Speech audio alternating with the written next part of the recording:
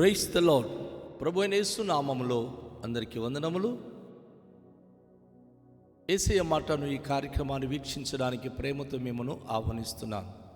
ఈ దినము అపోస్తలుడైన పౌలు రోమీయులకు రాసిన పత్రిక 5వ అధ్యాయము 12వ వచనం నుండి 21వ వచనం వరకు ధ్యానించుకుందాం. ఇట్లుండగా ఒక మనుషుని ద్వారా పాపము ద్వారా మరణము లోకములో ఎలాగూ ప్రవేశించినో అలాగుననే మనుషులందరూ పాపము చేసినందున మరణము అందరికీ సంప్రాప్తమాయెను. ఏలనగా ధర్మశాస్త్రము వచ్చినదనుగా పాపము లోకములో ఉండెను, కానీ ధర్మశాస్త్రము లేనప్పుడు పాపము ఆరోపింపబడదు. అయినను ఆదాము చేసిన అతిక్రమమును బోలి పాపము చెయ్యని వారి మీది కూడా ఆదాము మొదలుకొని మోసే వరకు మరణమేలెను. ఆదాము రాబో వారికి గుర్తై ఉండెను. అయితే అపరాధము కలిగినట్లు కృపావరము కలుగలేదు. ఎట్లనగా ఒకని అపరాధము వలన అనేకులు చనిపోయిన ఎడల మరి ఎక్కువగా దేవుని కృపయు యేసుక్రీస్తును ఒక మనుషుని కృపా చేతనైన దానమును అనేకులకు విస్తరించెను. మరియు పాపము చేసిన ఒకని వలన శిక్ష విధి కలిగినట్లు ఆ దానము కలుగలేదు. ఏలనగా తీర్పు ఒక్క అపరాధము మూలముగా వచ్చినదై శిక్ష విధికి కారణమాయెను. కృపావరమైతే అనేకమైన అపరాధముల మూలముగా వచ్చినదై మనుషులు నీతిమంతులుగా తీర్చబడుటకు కారణమాయెను. మరణము ఒకని అపరాధము మూలమున వచ్చినదై ఆ ఒక్కని ద్వారానే ఏలిన ఎడల కృపా బాహుల్యమును నీతి దానమును పొందువారు జీవము గలవారై మరి నిశ్చయముగా యేసుక్రీస్తును ఒకని ద్వారానే ఏలుదురు. కాబట్టి తీర్పు ఒక అపరాధ మూలమున వచ్చినదై మనుషుల కందరికిని శిక్ష విధి కలుగుటకు ఎలాగు కారణమాయనో అలాగే ఒక పుణ్యకార్యము వలన కృపాదానము మనుషులందరికీ జీవప్రదం అయి నీతి విధింపబడుటకు కారణమాయను. ఏలనగా ఒక మనుషుని అవిధేయత వలన అనేకులు పాపులుగా ఎలాగూ చేయబడిరో అలాగే ఒకని విధేయత వలన అనేకులు నీతిమంతులుగా చేయబడుదురు. మరియు అపరాధము విస్తరించినట్లు ధర్మశాస్త్రము ప్రవేశించెను. అయినను పాపము మరణమును ఆధారము చేసుకొని ఎలాగూ ఏలెనో అలాగే నిత్యజీవము కలుగుటకై నీతి ద్వారా కృపయు మన ప్రభు అయిన యేసుక్రీస్తు మూలముగా ఏలు నిమిత్తము పాపం ఎక్కడ విస్తరించెనో అక్కడ కృప అపరిమితముగా విస్తరించెను. దేవుని నామమునకి మహిమ కలుగునుగాక. ఈ దినపు ఈ యొక్క అద్భుతమైన వాక్య భాగములో మనము చూస్తున్నట్లయితే ఆదాముకు ప్రభు అయిన యేసుక్రీస్తును గురించి అపోస్తలుడైన పౌలు చాలా వివరంగా ఆయన ఈ విషయాలను మనకు తెలియపరుస్తూ ఉన్నాడు. నా ప్రియ సహోదరి, నా ప్రియ సహోదరుడా, మనమందరం కూడా ఆదాము సంతతిగా ఆదాము చేసిన పాపము అందరిలో ప్రవహిస్తూ మరణము పొంది ఉన్నాం. ఈరోజు లోకములో ఆ ఒక్క మనుషుని ద్వారా ఆయన పాపము ద్వారా పాపము మరణము లోకములో ఎలాగైతే ప్రవేశించిందో అలాగే మనుషులందరూ కూడా పాపం చేసినందున మరణము అందరికీ సంప్రాప్తమైంది. ఆ పాపము ప్రతి మనిషికి తాకింది అందరూ పాపులుగా ఎంచబడుతున్నారు. అయితే ధర్మశాస్త్రం వచ్చింది కనుక పాపము లోకములో ఉండెను కానీ ధర్మశాస్త్రం లేనప్పుడు పాపం అనేది ఆరోపింపబడలా. మోసే ధర్మశాస్త్ర గ్రంథము రాసే వరకు పాపం అంటే ఏంటో ప్రజలకు తెలీదు, కానీ పాపంలోనే ఉన్నారు. కానీ ఇది పాపం అని వారికి తెలియచేసేవారు లేరు. ధర్మశాస్త్రం వచ్చిన తర్వాత పాపము గురించి వారికి తెలిసింది. ఆదాము చేసిన అతిక్రమమును బోలి పాపము చేయని వారి మీద కూడా పాపము మొదలుకొని ఆదాము మొదలుకొని మోసే వరకు మరణమేలెను.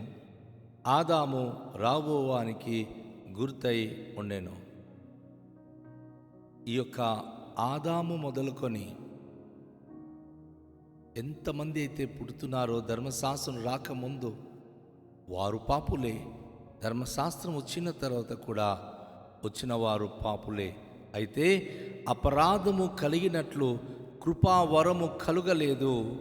ఎట్లనగా ఒకని అపరాధము వలన అనేకులు చనిపోయిన ఎడల మరి ఎక్కువగా దేవుని కృపయు యేసుక్రీస్తును ఒక మనుషుని కృపచేతనైన దానమును అనేకులకు విస్తరించెను. పాపమైతే అపరాధము వలన అనేక మంది మరి చనిపోతున్నారు. అపరాధము కలిగినట్లు కృపావరము లోకంలో కలగడం లేదు. ఎందుకంటే ఒకని అపరాధము అనేకులకు చనిపోయినట్లుగా చేసి ఎక్కువగా దేవుని కృపయు యేసుక్రీస్తు అను మనుషుని కృపచేతనైన దానమును అనేకులకు విస్తరించెను. పాపము ఎలా విస్తరించిందో ప్రభువైన యేసుక్రీస్తు వారి యొక్క కృప కూడా లోకములో విస్తరించడం మొదలైంది. మరియు పాపము చేసిన ఎడల ఒకని వలన శిక్ష విధి కలిగినట్లు ఆ దానము కలుగలేదు. ఒకల పాపము గనుక ఎలా అయితే విస్తరించి అందరికీ సంప్రాప్తమైనది, అందరికీ శిక్ష విధి కలుగుతుందో ఈ కృపావరము కలిగినటువంటిది అలా కలగదు.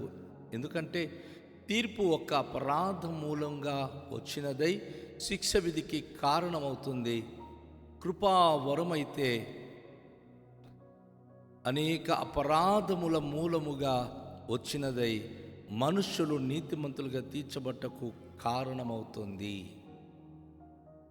పాపమైతే అవిధేయతగా ఉంటే అది అనేక మందికి శిక్ష విధికి కారణమవుతుంది. కానీ కృపావరమైతే మన ప్రభు అయిన యేసుక్రీస్తు మూలంగా ఆయన అమూల్యమైన రక్తములో ఆయనందు విశ్వాసం ఉంచిన వారికి నీతిమంతులుగా తీర్చబట్టకు కారణమవుతుంది. మరణము ఒకని అపరాధం మూలమున వచ్చినదై ఆ ఒక్కని ద్వారానే ఏలిన ఎడల కృపా బాహుల్యమును నీతి దానమును పొందువారు జీవము గలవారై మరి నిశ్చయముగా యేసుక్రీస్తును ఒకని ద్వారానే ఏలుదురు. ఇక్కడ ఆ ఇరువురికి ఉన్నటువంటి వ్యత్యాసం చూపిస్తూ ఉన్నాడు. అపరాధం వలన ఒకవేళ గనుక మరణం వచ్చినట్లయితే ఆ ఒక్క మనుషుడు అనగా ప్రభువైన యేసుక్రీస్తు ద్వారా జీవము ఈ లోకంలోనికి ప్రవేశించింది. అవిధేయత వలన అపరాధం వలన మరణము వస్తుంది. అయితే నీతి దానము మన ప్రభువైన యేసుక్రీస్తు వారు నీతిమంతుడైన యేసుక్రీస్తు ప్రభు వారు ఈ లోకానికి వచ్చి ఆయన మరణము ద్వారా మనం అందరికీ మరి ఎక్కువగా మరి కృపాదానము అనగా ఆయన నీతిమంతులుగా జీవించే భాగ్యము జీవము దొరుకుతుంది. కాబట్టి తీర్పు ఒక అపరాధ మూలమున వచ్చినదై ఈ తీర్పు అనేది అపరాధ మూలంగా వచ్చింది. మనుషులందరికీ శిక్ష విధికి కలగడానికి ఎలా అయితే కారణమైందో అలాగే ఒక్క పుణ్యకార్యం వలన కృపాదానము మనుషులందరికీ జీవప్రదమైన నీతి విధించుటకు కారణమైంది. గమనించండి, ఎవరైనా అపరాధం చేసిన వారైతే ఆ అపరాధం చేసిన మనిషి మూలంగా శిక్ష విధి కలుగుతుంది. అయితే ఒక పుణ్య కార్యములు, అది ప్రభువైన యేసుక్రీస్తు ద్వారా, ఈరోజు సిలువలో ఆయన చనిపోయి మన కొరకు కాచిన రక్తము ద్వారా మనకు జీవప్రదమైన నీతి విధించడానికి అది కారణమైంది. ఇక్కడ ఒక చక్కని మాట ఉంది. ఎలనగా ఒక మనుషుని అవిధేయత వలన అనేకులు పాపులుగా ఎలాగూ చేయబడ్డారో, అలాగే ఒకని విధేయత వలన అనేకులు నీతిమంతులుగా చెయ్యబడుదురు. ఆదాము అవిధేయుడయ్యాడు, ఆయన పాపము చేశాడు. తన అవిధేయత వలన పాపము ప్రవేశించింది. అప్పటి నుంచి మరణము మనుషులకు ఏలుబడి చేసింది. అయితే కడపటి ఆదముగా యేసుప్రభు వారు వచ్చి, ఆయన ఎప్పుడైతే తండ్రి అయిన దేవునికి విధేయత కలిగి నీతిమంతుడుగా మన అందరి కొరకు ఆయన చనిపోయాడు, ఆయన యందు విశ్వాసం ఉంచిన అందరికీ నీతి కలగడానికి ఇది కారణమైంది. మరియు అపరాధము విస్తరించినట్లు ధర్మశాస్త్రం ప్రవేశించింది. అయినను పాపము మరణము ఆధారం చేసుకుని ఎలాగో ఏలినో ఇక్కడ మనం గమనిస్తున్నాము. అలాగే నిత్య జీవము కలుగుటకై నీతి ద్వారా కృపయు మన ప్రభువైన యేసుక్రీస్తు మూలముగా ఏలు నిమిత్తము పాపం ఎక్కడ విస్తరించెనో అక్కడ కృప అపరిమితంగా విస్తరించెను. ధర్మశాస్త్రము ప్రవేశించిన తర్వాత పాపం ఏంటుంది తెలిసింది. కాబట్టి అనేక మంది పాపులుగా కనిపించబడ్డారు. ఆజ్ఞ అతిక్రమించి జీవించిన వారు పట్టబడ్డారు.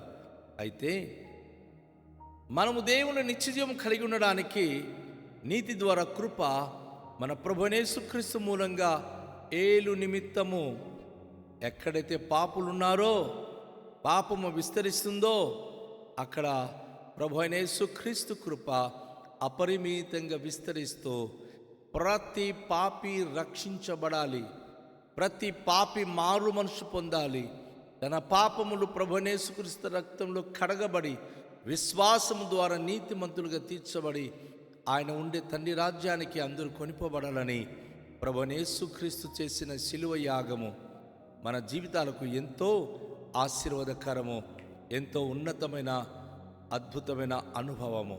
కనుక ఇక మనం చూస్తున్నాము, ఆదము ద్వారా మరణము ప్రవేశించింది, కడపటి ఆదమైన ప్రభువైన యేసుక్రీస్తు ద్వారా జీవము ప్రవేశించింది. ఆ జీవము కలిగిన వారమై మరణము తప్పించుకొని దేవుని కృపలో ప్రవేశించి అందులో నిలిచి ఉండడానికి రండి, ప్రార్థన చేద్దాం. దయగల తండ్రి, మీ పరిశుద్ధ నామానికి స్తోత్రాలు. ఈ ప్రశస్తమైన సమయంలో ప్రభువా, మీరు మాకు దానముగా అనుగ్రహించిన మీ యొక్క కృప నైనా, మా పాపరోత బ్రతుకు నిమిత్తం మీరు చనిపోయి మాకిచ్చిన నిత్య జీవంలో నిలిచి ఉండి మీ రాజ్యంలో చేరే పరింతరము పరిశుద్ధ జీవితం కలిగి ఉండే భాగ్యం అందరికీ దయచేయండి. కేవలము మీ వలననే మాకు రక్షణ, విమోచన ప్రభువా, అది గొప్ప అనుభూతి మా జీవితాలకు అనుగ్రహించుమని యేసు నామములో ప్రార్థిస్తున్నాము తండ్రి, ఆమేన్. అందరికీ షాలోం. ప్రభు మనను దీవించునుగాక.